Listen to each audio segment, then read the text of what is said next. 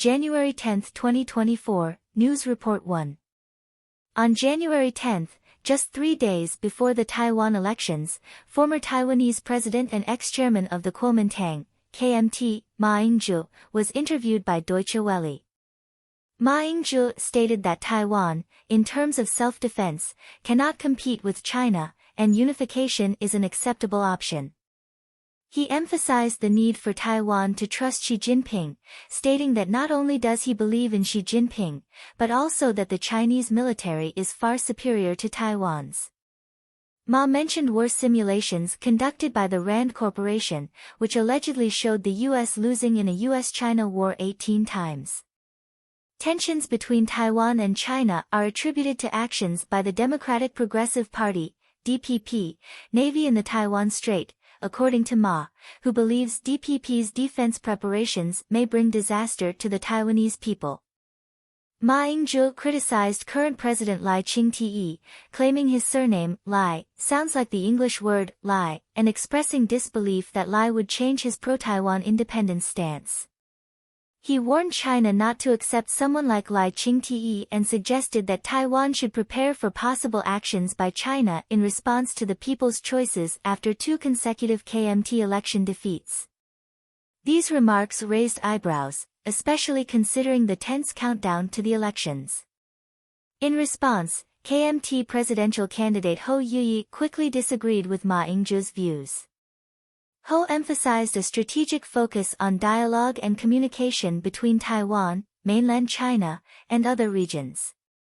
He advocated for the defense of Taiwan's democratic and free system, opposed the one country, two systems approach, and highlighted the significant reliance of Taiwan's defense on the United States.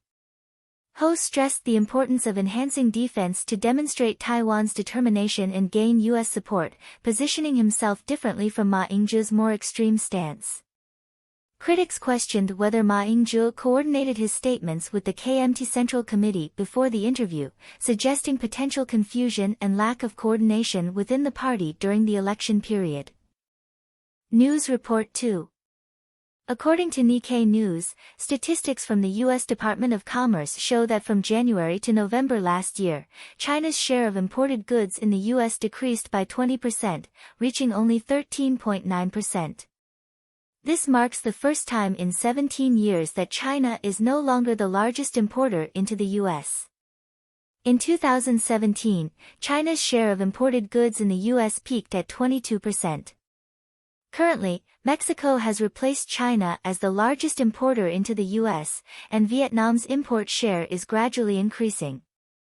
Mexico now tops the list of importers into the U.S., with Vietnam's import share steadily rising. Vietnam's exports to the U.S. increased from $21 billion in 2012 to $136 billion in 2022, a 6.5-fold increase. The decline in Chinese imports to the U.S. includes a 30% reduction in imported laptops from China, while imports from Vietnam, primarily Apple computers, increased fourfold. It's worth noting that many assembly plants in Mexico and Vietnam are Chinese investments, and these processing plants still rely on components from China to some extent. Since 2018, the punitive tariffs imposed by the U.S. on China have reached $300 billion, driving Chinese companies to relocate to Southeast Asian countries such as Mexico and Vietnam. Many Chinese processing plants have also moved to these countries, indicating a continuous weakening of China's position as the world's factory. News Report 3. On January 9, the director of the National Development and Reform Commission, NDRC, Zheng Shanshan, chaired a forum with 5 private enterprises, including Xinhua Jin, CADA, Zikong, Yusen Group, Zhichang Group, and Wumei Group. Among them, Wumei Group is relatively familiar. These 5 companies introduced their current business situations and the difficulties they are facing to Zheng Shanshan. While the NDRC offered some suggestions, the nature of the forum was primarily to listen to opinions and encourage discussion, with no specific policies announced. Zheng Shanshan demonstrated a high level of political sensitivity during the forum, and he is known for his flair for public relations. Simultaneously, On January 10, First Financial published an editorial emphasizing that a rule-of-law economy is the best form of a market economy. The editorial highlighted that for private enterprises, a rule-of-law economy is the most favorable market environment. It advocated for clearing vague and arbitrary policy regulations, eliminating selective law enforcement, and incorporating support measures for the development of private enterprises into the law, creating a fixed and stable expectation.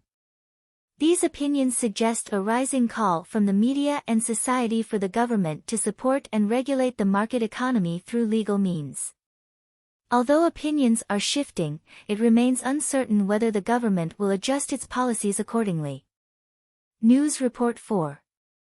According to Cover News, Shanghai Fudan University released the 2022-2023 Undergraduate Teaching Quality Report on January 9. The report revealed that among last year's, 2023, graduates, only 583 chose direct employment, accounting for 18% of the total graduates. Another 2,278 opted for further education, with 70% pursuing postgraduate studies. Among them, 567 chose to study abroad, while 1,714 pursued postgraduate studies domestically. Fudan University's graduate placement within China may not have typical significance, but the report indicated a direct employment rate of only 18%. This figure reflects the challenges faced by Chinese graduates in securing actual employment, with estimates suggesting that less than 30% of graduates secure immediate job positions. Some graduates are choosing flexible employment options, such as women becoming anchors and men working in delivery services like Meituan. According to data released by the National Bureau of Statistics, as of June of last year, the youth unemployment rate had already reached 21%. Experts, including Zhang Dandan and economist Lu Yanchun, warned that China's youth unemployment problem might persist for a decade. Improper handling of the issue could lead to social and even political problems. Zhang Dandan even suggested that China's actual youth unemployment rate could be as high as 47%, potentially exacerbating the problem in the short term. News Report 5. According to information from the New Space Lab website, China plans to conduct 2 satellite launches on January 11. The first launch is scheduled for 11:55 a.m. at the Zhuhai Satellite Launch Center, carrying 5 satellites from Guangzhou Zhongke Aerospace.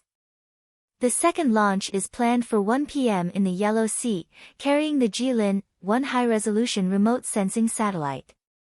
Both satellite launch paths do not come close to Taiwan. It is noteworthy that China conducted 67 space launches last year, ranking second globally. As of now, China has successfully launched 2 satellites in the past 24 years. One of them was launched on January 8, passing over Taiwanese airspace and prompting a national-level alert from the Taiwan Ministry of National Defense. News Report 6. On January 9 at 4 p.m., the U.S. Securities and Exchange Commission, SEC, announced via its official Twitter account that the U.S. government had approved the listing of a physically backed Bitcoin exchange-traded fund, ETF. However, shortly after, SEC Chairman Gensler stated on his personal Twitter account that the SEC's official Twitter account had been hacked, and the information was false. The U.S. government had not yet approved the listing of a Bitcoin ETF product. Approximately 10 minutes later, the SEC regained control, deleting the false posts. A spokesperson for the SEC later issued a statement, confirming that the Twitter account had been compromised, leading to the dissemination of false information. Following the release of the false information, the price of Bitcoin briefly surged to $48,000. However, after the SEC deleted and denied the news, Bitcoin's price dropped by 3% to $45,513, later recovering to around $46,200. It is important to note that before this incident, 10 asset management companies had submitted applications for the issuance of Bitcoin ETFs to the SEC, including BlackRock Digital Asset Management and cryptocurrency index fund manager Bitwise. The market widely speculated that the U.S. government might approve some Bitcoin ETFs on January 10, but the SEC indicated that the approval might be delayed or denied due to this hacking incident. News Report 7. Bloomberg reports that General Motors, GM, sold 2.1 million vehicles in China last year, a 9% decrease from the previous year. Meanwhile, GM's sales in the United States reached 2.59 million vehicles, a 14% year-on-year increase. This marks the first time since 2009 that GM's U.S. sales have surpassed its sales in China. In 2017, GM's sales in China reached a peak of 4 million vehicles, gradually declining thereafter.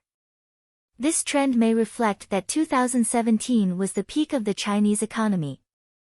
Foreign car sales in the Chinese market generally peaked in 2017 and 2018, followed by a gradual decline. One reason for this decline is attributed to consumer downgrading in China, leading to weakened demand for automobiles. Additionally, the Chinese government provided substantial subsidies to domestic car manufacturers, lowering the prices of Chinese cars and affecting the competitiveness of foreign cars in the Chinese market. In contrast, Japanese car sales in the Chinese market have remained relatively stable, as they can quickly adjust prices to adapt to market demand. However, the response of European and American automakers has been comparatively slow, resulting in a faster decline in their sales. News Report 8. Bloomberg reports that data from the China Construction Machinery Industry Association shows a 40% decrease in excavator sales in China last year, amounting to 89,980 units. Exports also dropped by 4%. Excavators are considered a crucial indicator of infrastructure investment, as they play a key role in construction projects. Therefore, a 40% decline in excavator sales may reflect a sluggish situation in China's infrastructure investment. This data indicates a significant decline in China's infrastructure investment last year, rather than growth. This could raise concerns about economic slowdown and government spending issues in the infrastructure sector. Infrastructure investment is crucial for the stability and growth of the Chinese economy, making its performance closely monitored. News Report 9. On January 10, the Xi'an Intermediate People's Court sentenced Tibet's vice chairman, Zhang Yongzi, to 14 years in prison and fined him 5 million yuan for bribery. The case details reveal that Zhang received 51 million yuan in bribes from 2003 to 2021, taking advantage of his position. Due to his confession and active disclosure of case details, the court adjusted the penalty. News Report 10. On January 10, the Hong Kong Police Public Security Bureau conducted a surprise inspection and search at the residence of Zheng Wenjie's parents and two sisters. Zheng Wenjie is an employee of the British Consulate General in Hong Kong and is reportedly in exile overseas. The investigation aims to determine if there is any contact or financial transactions between Zheng Wenjie's family and him. On December 14 of last year, the Hong Kong Police National Security Department offered a 1 million Hong Kong dollar reward for information leading to the arrest of Zheng Wenjie, accusing him of establishing a political organization, imposing sanctions on Hong Kong officials, and involvement in offences such as inciting secession and colluding with foreign forces to endanger national security. The Hong Kong Police National Security Department has twice offered rewards for 13 overseas democracy activists, subsequently detaining 35 friends and relatives for investigation. This has been widely criticized as shameless and despicable, particularly for targeting family members who are innocent and uninvolved in any alleged crimes.